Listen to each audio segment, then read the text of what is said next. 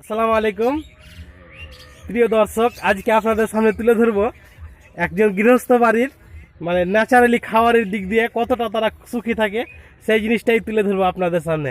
তো দেখেন আমি তুলে ধরছি বাড়ি, আর একটা গৃহস্থের বাড়ি, আর এই দেখেন পিছন দিকে বাড়ির এই দেখেন বাগুনের গাছ লাগা আছে, কত সুন্দর মানে বাগুনের বাগান, মানে বেশি না অল্পটুকু চাষ করেছে শুধু নিজে খাওয়ার জন্য।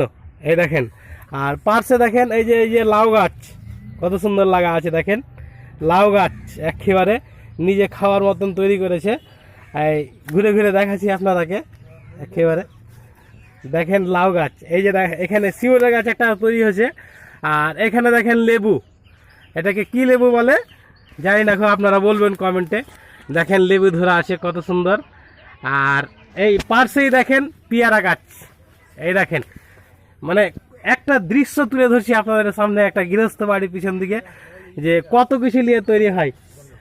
আর এইখানে দেখেন একটা এই যে দেখেন বেলের গাছ, সূর্যের কিনারে আপনাকে দেখাতে পারছি, দেখো এই দেখেন মানে কত সুন্দর একটা বাগান বাড়িও পারবে না। আর পাশে দেখেন এই কলা গাছ, আর এইখানে দেখেন আমের গাছ একটা, মানে একটুকু মোটামুটি জায়গাটা হয়তো 2-4-5 কাঠা হবে, তার মধ্যে দেখেন এই দেখেন লাউ গাছ, এই দেখেন এখানে বেলের গাছ, ওখানে দেখেন ওই যে লেবু গাছ ওই যে ওদিকে, আর ওই যে ওখানে দেখেন পেয়ারা গাছ, আর এইখানে আমের গাছ, এই যে বাগুনের, এই যে এখানে দেখেন বাগুনের বাগান, কত সুন্দর একটা দৃশ্য।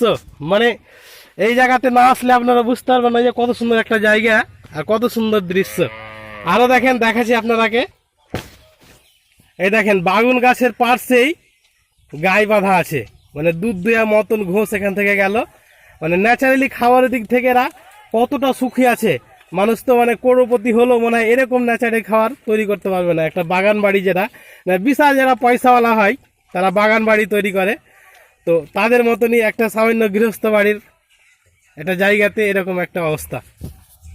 এই দেখেন সেই বাড়ির পিছন দিকে চলছে দেশি মুরগি, এই দেখেন কত সুন্দর দেশি মুরগি চড়ছে।